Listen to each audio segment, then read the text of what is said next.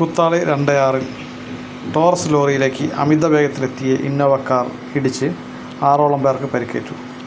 ഇന്ന് ഉച്ചയ്ക്ക് 12 മണിയോട് കൂടിയാണ് അപകടമുണ്ടായത്. കുറ്റ്യാടിയിൽ നിന്നും കോഴിക്കോടേക്ക് പോവുകയായിരുന്ന ഇന്നോവ കാറും കുറ്റ്യാടി ഭാഗത്തേക്ക് പോവുകയായിരുന്ന ടോറസ് ലോറിയുമാണ് കൂട്ടിയിടിച്ചത്. ഇടിയുടെ ആഘാതത്തിൽ ഇന്നോവ കാറിൻ്റെ മുൻഭാഗം പാടെ തകർന്നു.